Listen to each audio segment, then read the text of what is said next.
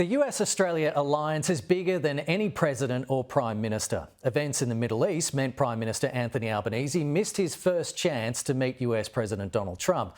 Laura J spoke with Foreign Minister Penny Wong in Washington, DC. Foreign Minister, thanks so much for making the time for us here in DC. There are a few niggles in the alliance at the moment. Have you been able to make any real progress on this trip? I had a really good meeting yesterday with Marco Rubio, the Secretary of State, and he obviously expressed a regret for the meeting having to be rescheduled between the President and the Prime Minister, and we agreed to work together on rescheduling the meeting, so I'm looking forward to that happening. OK, so what assurances did you get? When is the PM going to meet with the President? Is it going to be at the White House around summit season? Any more details? As the Prime Minister has said, we're obviously very flexible about those arrangements. The President is a very, very busy man, but I was pleased that Secretary Rubio made clear that, obviously that they're keen for a meeting, they want to reschedule it. It was disappointing, as he said, that they had to reschedule because the President had to return as a consequence of what was occurring in the Middle East. Noted. OK, let's talk about Marco Rubio and his comments ahead of the Quad talks yesterday. He basically said he wants less talk and more action when it comes to critical minerals. Is it too much to say that that was a bit of a gift to us? Because we've got a lot of leverage there, don't we, on critical minerals? Are we using it?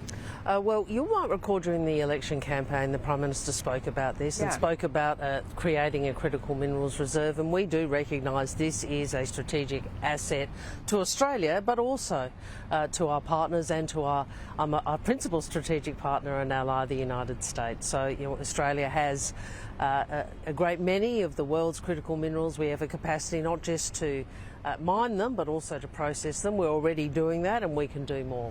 But is that a quid pro quo for tariffs, potentially preferential access to our minerals for some relief on tariffs? Well, first on tariffs, let's remember, the US has a trade surplus with us, and yes.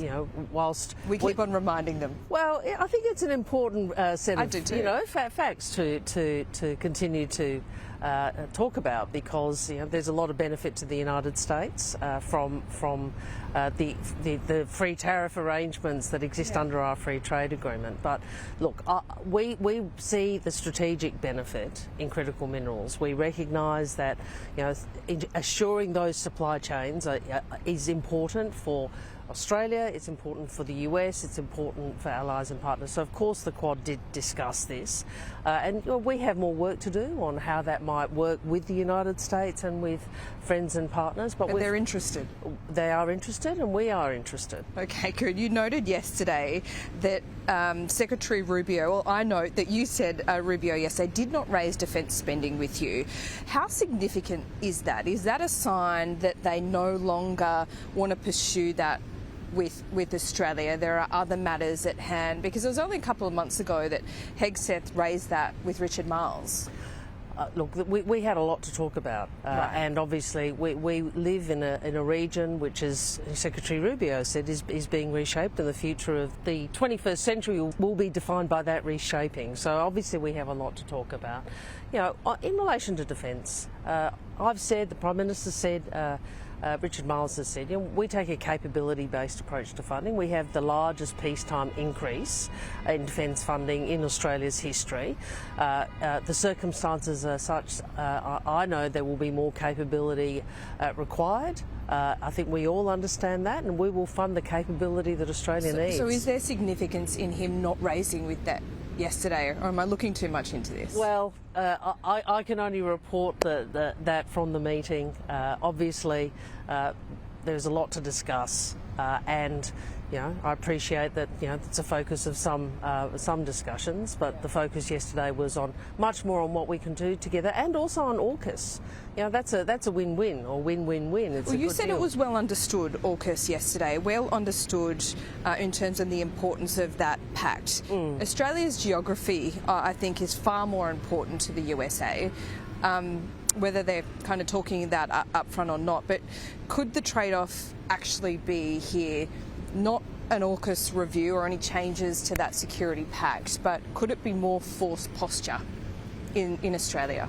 I think it's both geography and capability is what I'd say to you. And in fact, that's one of the benefits of AUKUS, the geographic location of Fleet Base West and the additional capability that that will provide, that is more maintenance for American submarines, that translates to more days in the water for US submarines. So one of the great things about the AUKUS arrangements is it increases the capability of all three countries. And certainly in the near and medium term, it's a benefit to the US because it increases both the build rates but also maintenance rates. And that equals submarine capability in the water. We are a little bit flappable over this review of AUKUS here in 2025. I do note we're not due to get the first Virginia-class submarine until in the 2030s, so it could be 5 to 7 years away. Do we just need to calm down a little bit because it'll be a different president then? Does this review even really matter 7 years before? Well, first I'd make the point it's quite rational that a new administration would review this arrangement just as the British did. That's the first point I'd make. The second point I'd make is exactly the one you're referencing, which is this is a multi-decade task. Governments, foreign ministers, defence ministers, prime ministers, presidents, secretary of state, secretary of defences of all colours over many decades will have to deliver this.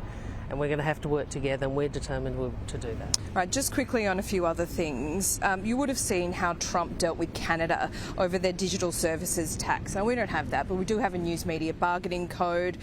How do you view that? Because does it mean, with this president in the White House, that we can give up any hope that the tech companies will actually pay their fair share of tax in Australia? Look, we're determined to continue with this policy framework, and you know the reasons why. This is not a revenue-raising exercise. It really does go to enabling content for consumers and ensuring that journalists and content creators, have appropriate remuneration, and that is an important thing for any democracy.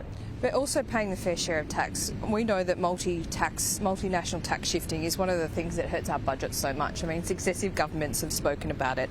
Tech bros here in the US are really in Trump's ear. They're hugely influential. How does that sit with you? Look, Australia will take an approach on taxation that we believe is in our national interests. Obviously, there are always people with different views. We believe in a reasonable tax system, and that's what we'll continue to implement. It's always said, Penny, that the alliance is bigger than any one individual in the White House or at Parliament House in Canberra. But do you think Donald Trump is challenging that conventional wisdom? There's no doubt that President Trump envisages a very different role for America in the world. I've been upfront about that, and we respect that. That's what the American people voted for. And so we have to navigate that, and we have to think about what is it Australia brings to the US and to the alliance in this context. And I think we bring a great deal in terms of our region, in terms of what we do in our region and what we do in the world. It's the most distant, though, our alliance has ever been, wouldn't you say? I don't agree with that. When's another time in history that it's been, I'm not subscribing to this idea that it's a disaster at the moment, but it does seem distant. We don't have that rapport that we've seen in recent decades. When's another time in history that you can point to that you've seen the alliance is distant? I don't agree with that. I mean, this is my second time in Washington in 6 months. We've had 2 Quad meetings here. Richard's been here. Jim Chalmers, the Treasurer, has been here. The Prime Minister's had 3 very constructive conversations with the President. So I don't agree with your characterisation. We understand that, obviously the Middle East has been, taking a lot of focus by world leaders. I think we all understand But that. Yesterday you said before the Quad meeting, unfortunately we meet against a backdrop of conflict and escalating competition. America is becoming a bit of a competitor, isn't it? Economically, at least. Do you ever fully trust your competitor? Well, I think America is, the world's great power, and we recognise our role and we recognise the US role. We're a middle power. We believe it's important to continue to trade with our region and trade with the rest of the world. That's been the basis of Australian prosperity for a long time. We also believe that we are better in the alliance, we are stronger in the alliance, and that we are pulling our weight in the alliance, and we will continue to demonstrate we're certainly that. always seen as a country that punches above our weight. Long may that continue. Foreign Minister, finally, I've just seen that Trump has posted on Truth Social that Israel has agreed to the necessary conditions for a 60-day ceasefire in Gaza. What would those necessary conditions be, do you think? Well, that's a matter for the President for Israel to articulate should they wish, but can I just make this point? We all want a ceasefire in Gaza. We want a ceasefire, we want the hostages released. And if the President can land that, I think the whole world will be very pleased. And so, I hope that the work that the administration is doing does lead to a ceasefire, and humanitarian aid to flow and the hostages coming home. Yeah, and long after 60 days as well, indeed. Foreign Minister, thanks so much for your time. Great to see you. Great to be here.